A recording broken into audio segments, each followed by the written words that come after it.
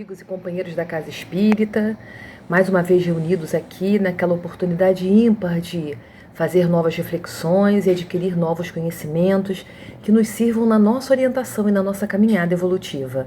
Hoje temos o prazer de receber o nosso companheiro Marcos de Mário, do Grupo Espírita Seara de Luz, que vai trazer para nós reflexões com certeza muito interessantes sobre o tema livros oferecidos para download gratuitamente, um tema bastante atual, né? E para nos preparar para essas reflexões que nos serão dadas, vamos elevar o nosso pensamento, acalmar a nossa alma, trazer o nosso sentimento para aqui e numa só voz dizer: Deus, nosso Pai, de infinito amor e bondade, nosso Criador, cuja misericórdia infinita se estende por toda a sua humanidade.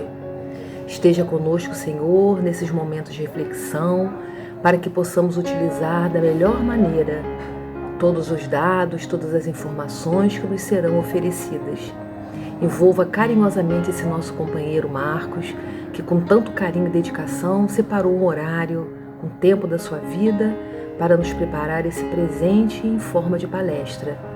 Então fica conosco, Senhor, nos envolvendo hoje, agora e sempre. E desejo a todos um excelente estudo, um ótimo encontro.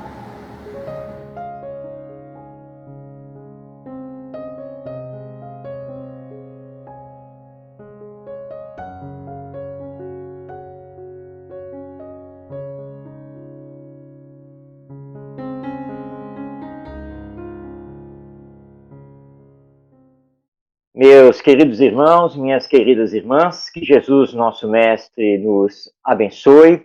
É um prazer estar com vocês aqui nesta live, através da internet, para falarmos de um assunto que muito nos tem preocupado dentro do movimento espírita, que é a divulgação das obras espíritas através da internet. E este é um assunto que interessa não apenas aos autores, mas interessa também a todos os divulgadores. E nós vamos tentar fazer aqui uma abordagem que terá por base as questões legais, jurídicas e as questões doutrinárias, morais, que envolvem a divulgação do Espiritismo. E eu vou poder me colocar, até de forma particular, porque também sou autor, sou escritor, possuindo já dezenas de livros publicados. E a nossa primeira abordagem, não poderia ser diferente, é conversarmos sobre a existência de uma lei de direitos autorais. Lei, aliás, pouco conhecida, mas que é não apenas nacional. Essa lei é internacional. Há, na verdade, um consenso internacional entre os países de defesa do direito autoral dos criadores de obras. Não apenas obras literárias, mas obras artísticas, culturais, de uma forma geral, inclusive a questão da autoria das ideias, do desenvolvimento de obras digitais. Então, vamos conhecer um pouco essa questão do direito autoral, porque para muitas pessoas, principalmente quando se trata da literatura espírita, aquilo que é bom deve ser amplamente divulgado. Obviamente que nós não vamos discordar disso, mas existe essa questão do direito autoral e ela precisa ser conhecida para que nós, espíritas, essa ânsia de divulgação, não venhamos, perante a legislação humana, a cometer, em verdade, um crime. Então, vamos conhecer a chamada Lei de Direitos Autorais. Mas antes dela, vamos conhecer a base, que é a Constituição Federal Brasileira, que é de 1988, e que no seu artigo 5º, no seu inciso 27, dispõe o seguinte, vou ler aqui textualmente o inciso 27 do artigo 5º da Constituição Federal. Abrindo aspas. Aos autores pertence o direito exclusivo de utilização, publicação ou reprodução de suas obras, transmissível aos herdeiros pelo tempo que a lei fixar. Fechando aspas. Então, é o que diz o inciso 27 do artigo 5º da Constituição Federal. Ou seja, que pertence ao autor da obra o direito exclusivo de utilizar a obra, publicar a obra, reproduzir a obra. É direito exclusivo do autor. E esse direito passa aos seus herdeiros, portanto, após o falecimento do autor. E isso é regulado por uma lei. Bem, essa lei ela foi promulgada aqui no Brasil no ano de 1998, portanto, 10 anos após a promulgação da Constituição Federal, e é a lei número 9.610, que é conhecida como Lei de Direitos Autorais, ou simplesmente Lei do Direito Autoral. Então, nós temos que na Constituição brasileira, nós temos então, que está muito claro ali, que o direito sobre a obra pertence ao seu autor. Então, o direito da sua criação, o direito da sua publicação, o direito da sua divulgação. Tudo pertence ao autor da obra. Para, então, regulamentar esse direito, surge, então, a Lei 9.610, de 1998, então, regulando o direito. E nós vamos, então, aqui destacar duas coisas que são principais, primordiais dessa lei para entendermos essa questão da divulgação do conteúdo de um livro espírita ou mesmo a divulgação completa desse livro através da internet. Bem, a primeira coisa que a Lei do Direito Autoral ela estabelece é que, repetindo a Constituição Federal Brasileira, ela estabelece que é exclusivamente de quem criou a obra o direito de fazer usufruto da mesma. Bem, vamos entender isso com um exemplo bem claro. Um escritor, um autor literário. Então, o escritor criou uma obra, ele escreveu uma obra, um livro. Então, o livro está pronto. A partir do momento que ele escreveu o livro, colocou o seu nome nesse livro, vou dar aqui um exemplo de um livro meu, por exemplo. O livro Superando Aflições é uma publicação da editora M. Então, a partir do momento que eu escrevi, que eu digitei o livro no computador e coloquei lá Superando Aflições por Marcos Demário, esse livro é meu. O direito sobre ele é meu. E a prova desse direito é o arquivo digital no computador, porque o arquivo digital, ele automaticamente é datado. Então, a partir daquele momento da criação daquele arquivo digital, o livro me pertence, a obra me pertence, o direito sobre ela me pertence. Então, eu vou escolher a forma como o livro vai ser publicado. Nesse caso, eu passei para uma editora, para que a editora produzisse o livro e o lançasse no mercado. E nós vamos entender daqui a pouco como que isso funciona e como é que fica o direito do autor com uma editora já agora colocada no meio desse processo. Mas isso daqui a pouco nós vamos conversar. Estamos aqui estabelecendo apenas e tão somente o que é o direito sobre a obra. Então, a partir do momento que ela é criada, a obra pertence ao autor, com exclusividade. Somente ele pode autorizar a sua divulgação, a sua publicação, porque ele tem direito sobre a obra, que é a criação dele. A lei é justa. Nós não temos nada que reclamar sobre ela.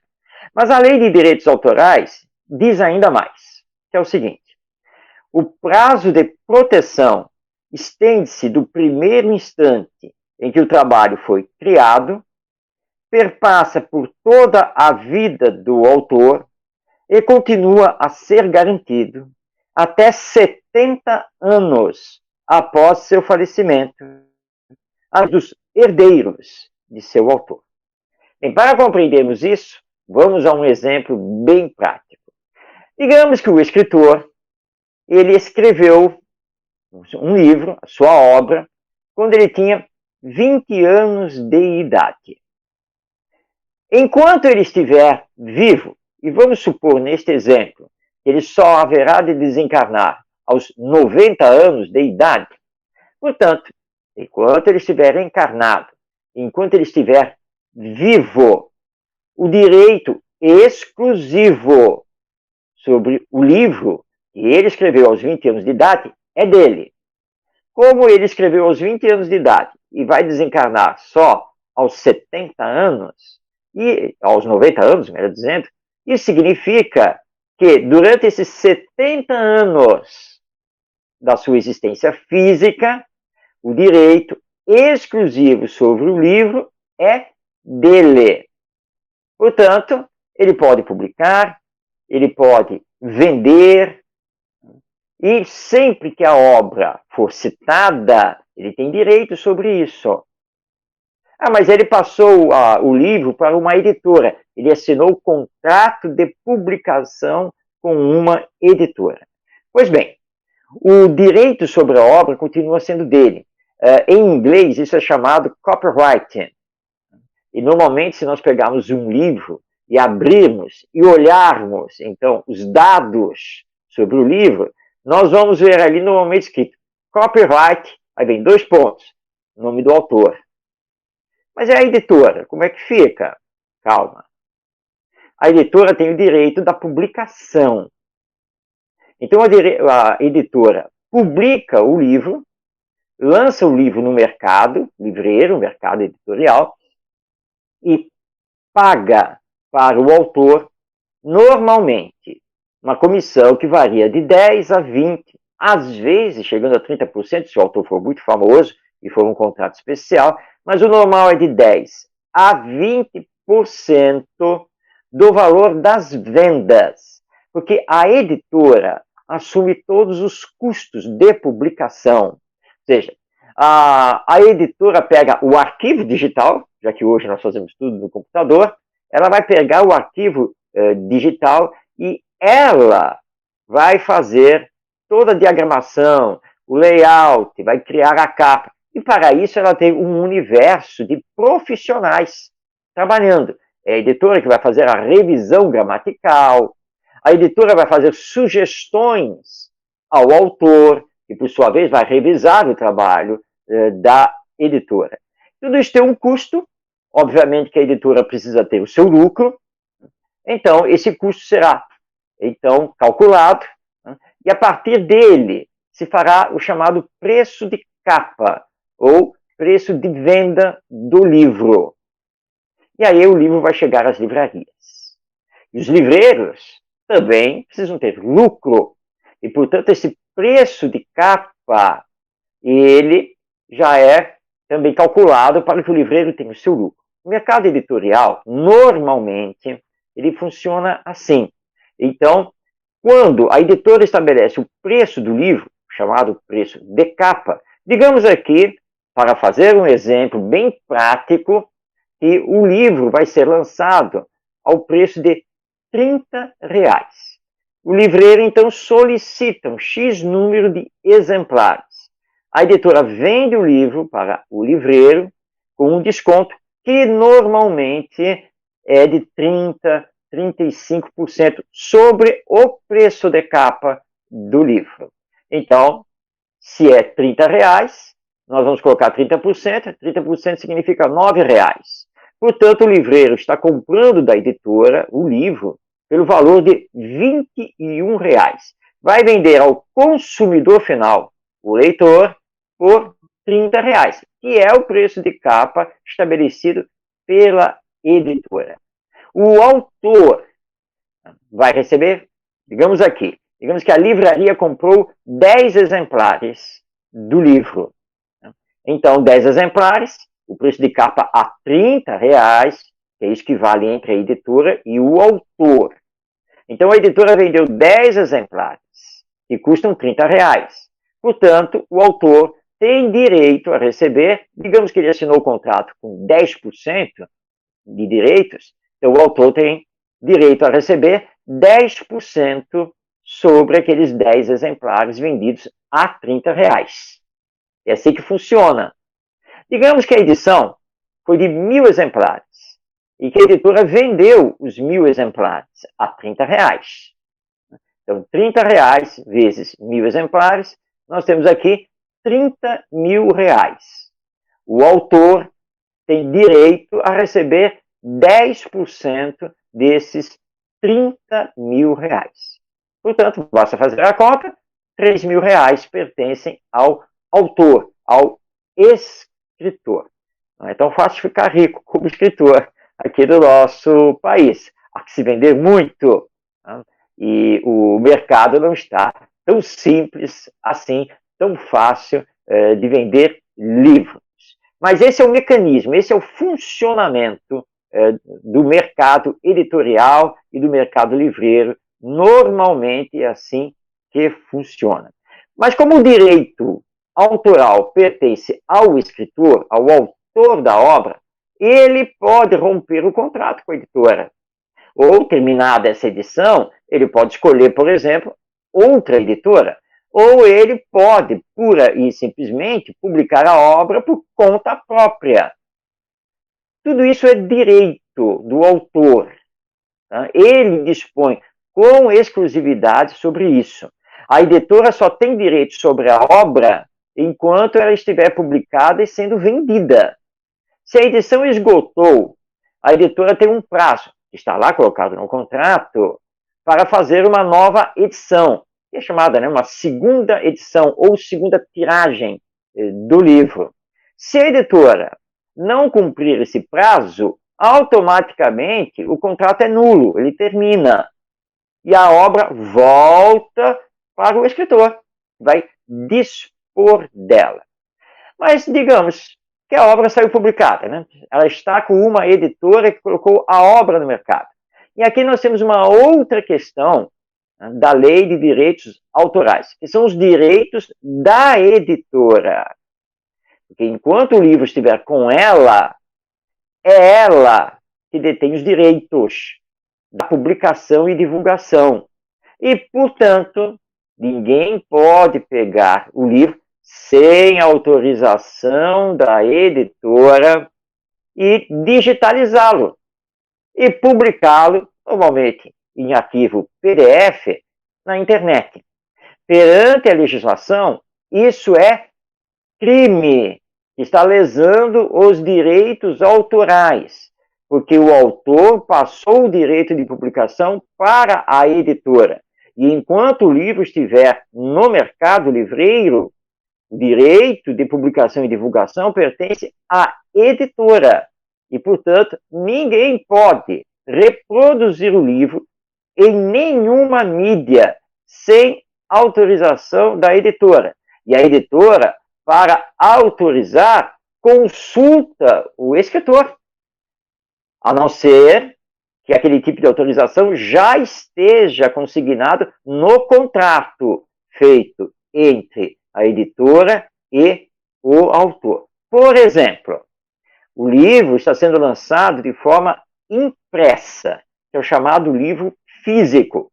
Mas no contrato já há uma cláusula que rege que o lançamento da mesma obra, mas no formato digital, pertence à editora. Ou seja, a editora, em contrato, ela está autorizada a vender a obra do autor na forma impressa e também na forma digital. Portanto, esse direito pertence à editora.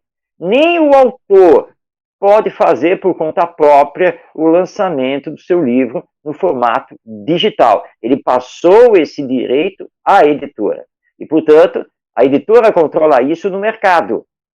Então, se você pega o livro, adorou o livro, vai lá na sua multifuncional, escaneia o livro, o transformando no arquivo digital e lança ele na internet no formato PDF, você está cometendo um crime.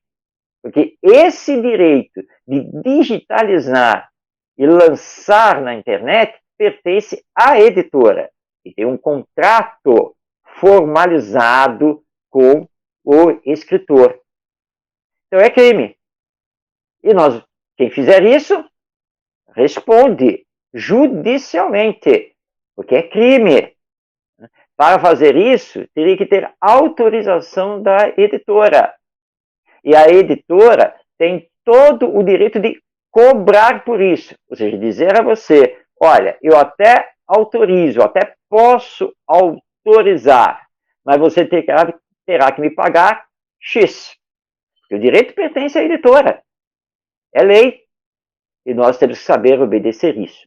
E lembrando que lançar um livro pela internet sem as devidas autorizações, nós estamos lesando financeiramente, economicamente, tanto a editora quanto o autor.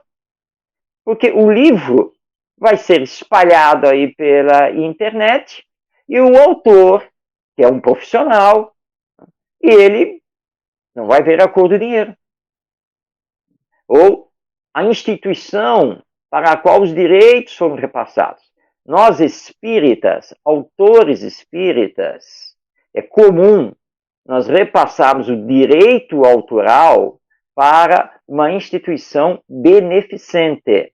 Assinamos o contrato com a editora e no contrato já está lá regido que o direito autoral, ou seja, aqueles 10 a 20%, serão repassados para a instituição X, a instituição tal. Portanto, o dinheiro não vem para o autor, mas a editora paga os 10 a 20% para aquela instituição. Ou seja, tudo que é vendido do livro, seja no modo impresso, físico, seja no modo digital, tudo 10 a 20%, a editora paga. Ela repassa para aquela instituição para a qual o autor, em cartório, registrado, passou os direitos autorais do livro. Nesse caso, o direito autoral não pertence mais ao autor. Ele passa a pertencer àquela instituição. E a lei é muito clara. Ou seja, nesse caso, é essa instituição beneficente que rege os direitos, que agora são exclusivos dela. Ela decide quem contrata, como publica, como divulga, e vale tudo. Inclusive, aqueles 70 anos pertencem também a essa instituição. Mas a instituição é uma personalidade jurídica e ela não perde, ela não vai falecer. Claro, ela pode fechar as portas um dia, mas se isso acontecer, o direito vai ser regido pelo contrato feito entre essa instituição e a editora. O direito normalmente vai voltar, então, aos herdeiros do autor, do escritor, caso ele não esteja mais vivo. Se ele estiver vivo, o direito volta simplesmente a ele. Por exemplo, se a instituição beneficente deixar de publicar o livro por muito tempo, normalmente é um prazo de 2 anos, o autor tem o direito de pegar de volta o seu direito autoral, já que a instituição não mais publicou a obra. Então, a falta da publicação da obra retira o direito da instituição. Normalmente, esse prazo varia, 2 a 5 anos, depende do contrato que foi feito entre o autor e a instituição beneficente a qual ele está dedicando o seu direito autoral. Então, a não publicação da obra faz com que ela volte de direito ao seu autor ou aos seus herdeiros legais. É assim que funciona. É a mesma coisa com a editora. A editora tem um contrato com o autor. Se a editora deixa de publicar o livro, se ela deixa de fazer uma nova edição e passa o tempo, 2 a 5 anos, conforme estabelecido no contrato, o direito volta ao autor, que pode disponibilizar a obra como lhe bem aprouver. Ou seja, por exemplo, escolhendo uma outra editora. Bem, até aqui, a nossa abordagem está baseada exclusivamente na lei de direitos autorais. Mas, no Espiritismo, nós temos aqui agora uma outra questão, que é o livro mediúnico. Quem é o autor do livro mediúnico? Nós espíritas sabemos muito bem, é o espírito, o desencarnado. Quem é o autor, por exemplo, do romance Paulo e Estevão? Não é o Chico Xavier, é o Emmanuel, o espírito. O Chico Xavier é o médium, o intermediário. Como fica isso perante a lei humana? Bem, a lei humana não reconhece a existência do espírito, da alma imortal. Como ela não reconhece isso, o direito autoral pertence ao médium. Isso perante a lei humana. Ela não reconhece a existência dos espíritos, dos desencarnados. Então, perante a lei humana, a lei brasileira, a lei internacional que rege todos os países, essa questão dos direitos autorais, o livro pertence a Francisco Cândido Xavier, o médium. Ele é a pessoa física, ele é a pessoa reconhecida legalmente. Então, ele é que tem que dispor dos direitos da obra, ou usufruir dos seus direitos. Nós, espíritas, sabemos muito bem que o médium, sendo apenas um intermediário, ele não é dono da obra. E, portanto, ele deve passar o direito autoral a alguma instituição beneficente. Foi o que Chico Xavier fez a sua vida toda, é o que Divaldo Pereira Franco faz, José Raul Teixeira, que Evaldo Pereira fez, enfim, esses médiuns literários mais famosos. Todos os livros do Chico Xavier, do Francisco Cândido Xavier, todos publicados pela Federação Espírita Brasileira, para darmos aqui um exemplo, todos os livros que hoje pertencem à FEB, elas foram passadas em cartório dos seus direitos autorais pelo Chico Xavier à Federação Espírita Brasileira. Portanto, a FEB detém os direitos autorais das obras psicografadas pelo Chico Xavier e publicadas por ela. Outras editoras, que publicaram também livros psicografados pelo Chico Xavier, detêm os direitos autorais dessas obras. Porque o Chico Xavier nunca ficou com nada. Ele entregava o livro à editora e automaticamente assinava o documento repassando o direito autoral à editora. Então, nós temos a Federação Espírita Brasileira, o Centro Espírita União, que é lá de São Paulo, a Ideal Editora, etc. Então, todas essas editoras têm os documentos assinados pelo Chico Xavier, documentos registrados em cartório, contratos assinados, em que o Chico passa os direitos autorais a essas editoras, que, por sua vez, repassam o direito autoral a dezenas de instituições espíritas beneficentes e, claro, também para a manutenção da própria editora, porque a editora tem que se manter. A editora paga pessoas para trabalharem, profissionais, tem que pagar a gráfica, todo um custo nisso daí. Então, o médium não deve ficar com a obra, jamais, porque ele deve reconhecer humildemente que ele é apenas o intermediário do autor verdadeiro, que é o espírito. Hoje, a lei humana não reconhece o espírito. Então, juridicamente, legalmente falando, o médium detém o direito autoral. Mas, em sã consciência, ele passa, então, o direito autoral à editora ou a qualquer outra instituição beneficente. Nesse caso, a editora vai repassar aqueles 10% a 20% para a instituição beneficente designada pelo médium, ao passar o seu direito autoral. falando aqui do nosso Chico Xavier é o maior vendedor de livros praticamente deste planeta. São milhões e milhões de exemplares já vendidos das obras psicografadas por ele. Todos nós sabemos que o Chico sempre viveu do seu salário, enquanto trabalhou no Ministério da Agricultura e, na sequência, viveu sempre da sua aposentadoria. Nada mais do que isso. Porque, como ele dizia, né, os autores dos livros são os espíritos. Eu não sou o autor, eu sou o médium, o intermediário. É assim que funciona, então.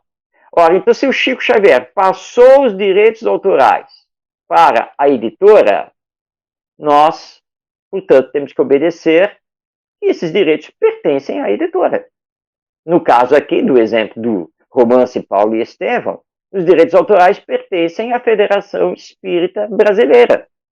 Então, nós não podemos sair reproduzindo o livro como bem entendemos, porque há uma legislação, há uma lei, há um direito autoral. E lembrando que, neste caso, a Federação Espírita Brasileira tem custos. Ela tem que contratar pessoas que são profissionais, designers, que vão montar o livro, aquele que faz a capa, que é um profissional. Tudo isso depois vai para uma gráfica, que tem que ser paga para produzir o livro. Existem custos de divulgação, transporte, por exemplo, uma transportadora, os correios, para espalhar o livro, para entregar o livro. Tem os custos lá do livreiro, por isso tem um preço de capa. E por isso nós precisamos aprender a respeitar os direitos autorais. Aqui nós temos uma outra questão agora com a internet, essa facilidade de publicar tudo pela internet, inclusive pelas redes sociais. Eu vivo recebendo pelas redes sociais e pelos aplicativos de comunicação instantânea, como WhatsApp, Telegram, por exemplo, vivo recebendo mensagens, mídias, e colocando lá, né? Chico Xavier, por exemplo, Divaldo Franco. Mas aquele pensamento, aquela frase que está ali colocada, não é do Chico Xavier, não é do Divaldo Franco. A frase, por exemplo, é do Emmanuel, ou é da Joana de Ângeles, e que está no livro X, livro tal. Portanto, o correto que nós precisamos fazer ao criarmos uma imagem, uma mídia em que vamos divulgar um pensamento do autor espiritual, é colocar lá o pensamento e logo abaixo colocar lá Emmanuel. E logo abaixo dele, do livro X, Psicografia de Francisco Cândido Xavier, editora tal. Isso é que é o correto. Primeiro, porque o pensamento não é do Chico Xavier. Não foi ele que escreveu aquilo. Ele é o médium. O pensamento é do Emmanuel, é do André Luiz, é da Meimei, é da Maria Dolores, é do Bezerra de Menezes. Esses são os autores. Então não é o nome do Chico Xavier que tem que constar como se fosse o autor. O autor é o espírito. Então o nome do espírito tem que estar ali consignado. Mas onde está esse pensamento? Esse é outro problema na divulgação através da internet. Coloca um pensamento embaixo escrito Chico Xavier. Esse pensamento, essa frase, foi retirada de onde? Qual é a origem disso? Então, tira esse Chico Xavier, põe o nome do autor espiritual e tem que colocar embaixo a fonte, a referência. Ou seja, que esse pensamento está no livro tal, publicado pela editora tal. É assim que se faz.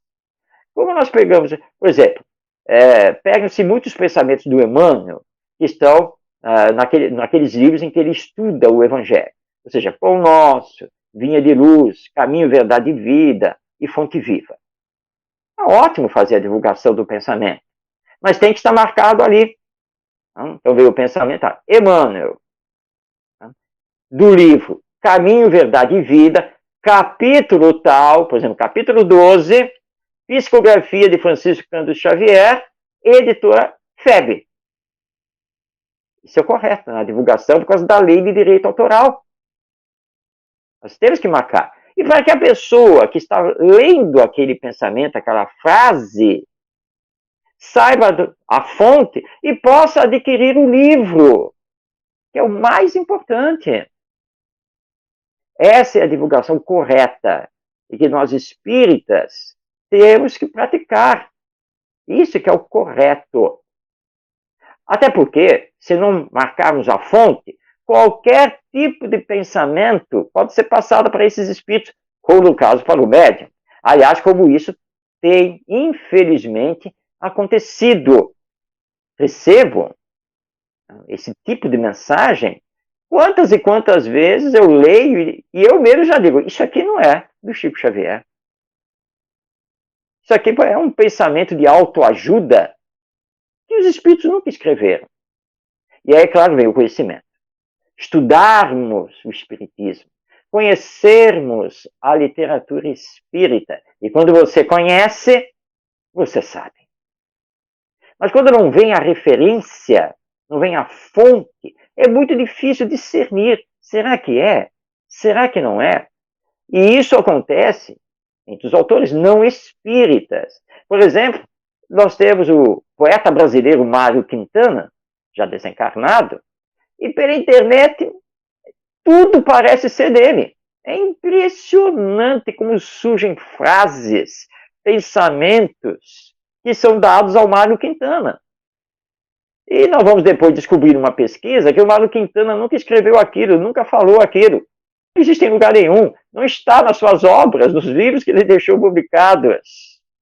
Shakespeare também. Nossa, é um tal de aparecer pensamentos de Shakespeare. Mas de Shakespeare, a única coisa que se conhece dele são os livros que foram publicados. Mas lá vem um pensamento moderno de autoajuda e vem lá Shakespeare. Desde quando ele escreveu aquilo?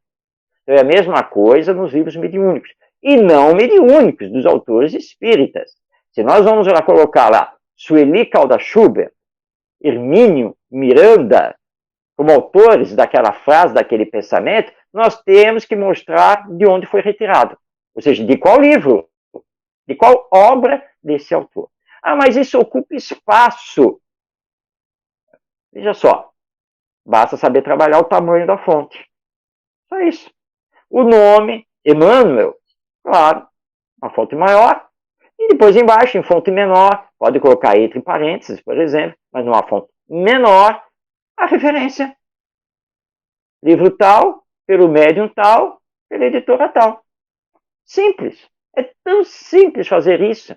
E nós estaremos promovendo um grande serviço para a divulgação do Espiritismo, porque estaremos divulgando a obra. Isso é que é importante. Obra que paga direitos autorais a instituições beneficentes que dependem disso para manter o seu serviço.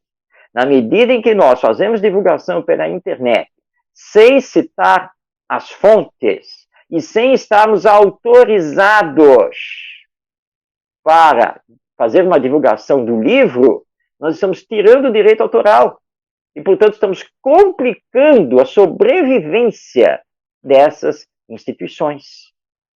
Nós espíritos precisamos pensar seriamente nisso, porque estamos infringindo uma lei moral e uma lei humana, que é a lei de direitos autorais.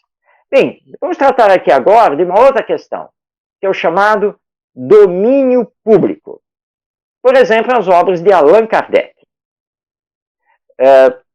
Lembrando aqui o que nós citamos da Lei de Direitos Autorais, que é a Lei 9.610, de 1998, que ela diz que o direito autoral, ela pertence ao autor, tá? E como ela diz aqui, como é que é mesmo?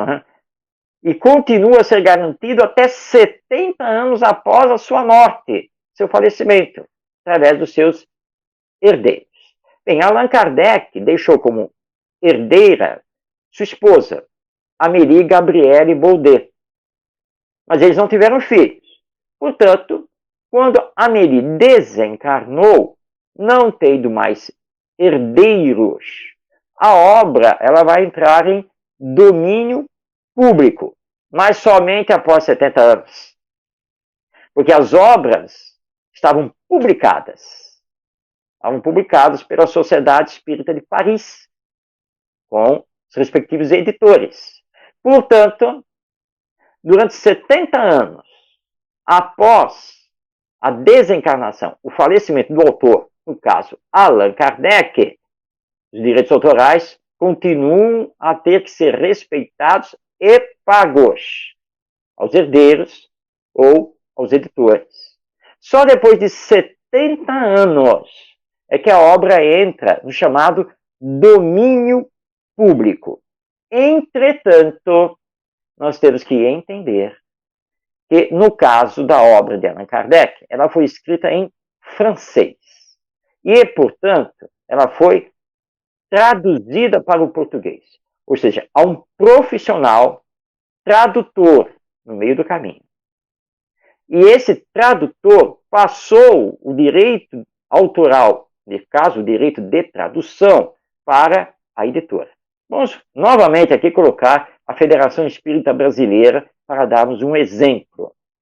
Guilom Ribeiro foi o tradutor das obras de Allan Kardec, que a Federação Espírita Brasileira passou a publicar.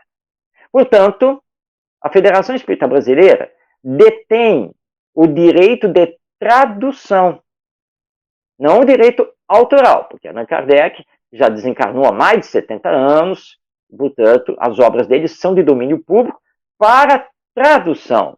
Qualquer pessoa que domine a língua portuguesa pode traduzir as obras de Allan Kardec e providenciar a sua publicação, porque as obras dele estão em domínio público. Mas a tradução feita pelo Guilom Ribeiro, ela pertence à Federação Espírita Brasileira. Na sequência, a Federação Espírita Brasileira fez novas publicações com a tradução do Evandro Noleto Bezerra. Portanto, essa tradução feita pelo Evandro Noleto pertence à editora, a Federação Espírita Brasileira. Então, eu não posso pegar o livro de Allan Kardec, por exemplo, o Livro dos Espíritos, da Federação Espírita Brasileira, escanear e publicar em PDF na internet. Eu não posso fazer isso. Há o direito que pertence à Federação Espírita Brasileira. E esse direito tem que ser respeitado. Então, eu não posso simplesmente escanear e publicar em PDF, alegando que a obra de Kardec é de domínio público. A obra é, lá no seu original em francês. A tradução para o português não é de domínio público. Ela pertence ao tradutor e à respectiva editora que faz a publicação. Isso também tem que ser respeitado, porque ela pertence também à lei de direitos autorais. Parece complexo, não é mesmo? Mas não é, não. Na verdade, é muito simples. Todo autor tem direito à sua obra. Todo tradutor tem direito à sua tradução. Toda editora tem direito à sua publicação. E nós, espíritas, temos que respeitar isso. Nós temos que aprender a ter esse respeito à lei, que é, na verdade, justa. Portanto, cuidado. A internet facilitou tudo, é verdade. E graças a Deus. A nossa ciência, a nossa tecnologia avançando. Mas não esqueçamos que tem uma lei. Não esqueçamos que editoras, que livrarias têm custos. Contratam pessoas, têm funcionários. Nada é de graça neste mundo terreno. E nós temos que lembrar disso. Mas nós temos que divulgar o livro espírita. O livro espírita tem que ir para todo mundo. O livro espírita está muito caro. Sim, existem custos, existe inflação, existe crise econômica.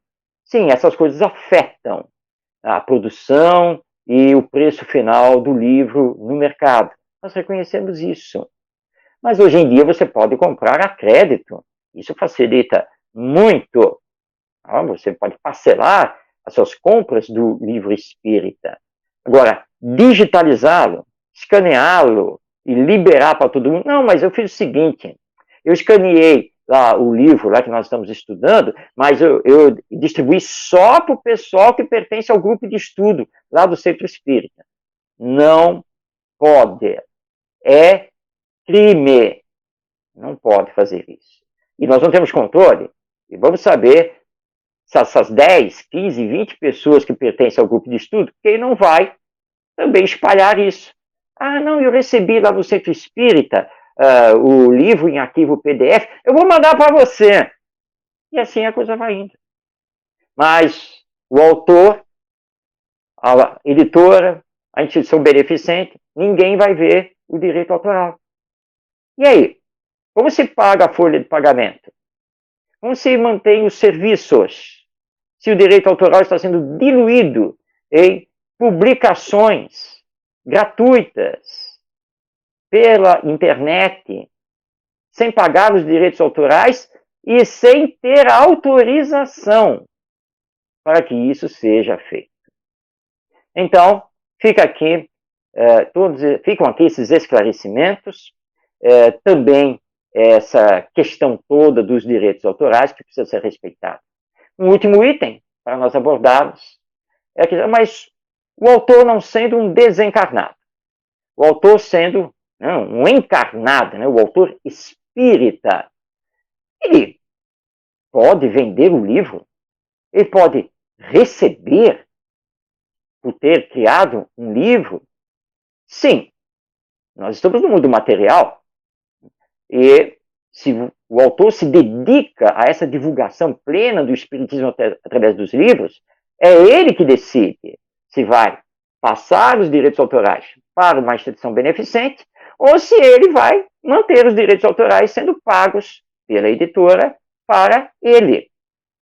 Não há problema quanto a isso. O mundo material.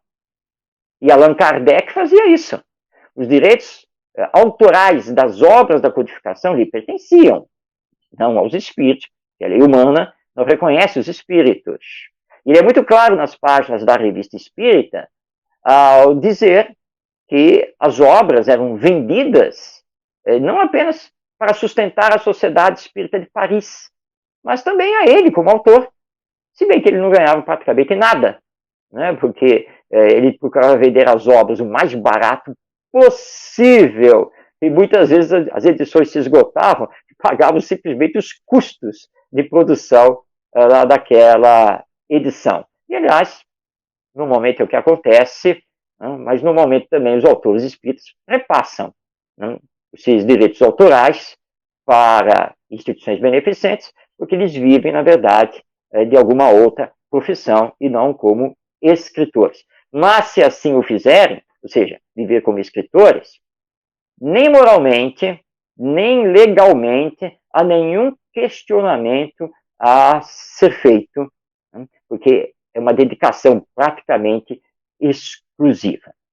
Tudo está regido pela Lei de Direitos Autorais, que nós então nos acostumemos a partir de agora a divulgar os textos corretos, citando sempre a fonte e fazendo a divulgação do livro, que é o mais importante e é o melhor serviço que nós podemos fazer para a correta divulgação do Espiritismo. A todos, meu agradecimento por esta oportunidade, que possa ter sido esclarecedor e que possamos, quem sabe, conversar mais sobre isso em outra oportunidade. Que Jesus, nosso Mestre, a todos nos abençoe. E que ergamos nesse momento o nosso pensamento a Ele, vibrando por toda a nossa humanidade, por todos os nossos irmãos e irmãs, quer estejam encarnados, quer estejam desencarnados. Porque aqui estamos, Senhor, para realizar o grande aprendizado do amai-vos uns aos outros, acima de todas as condições. Abençoa-nos, Senhor, e despede-nos na sua paz e também no seu infinito amor. Muito obrigado. Assim seja.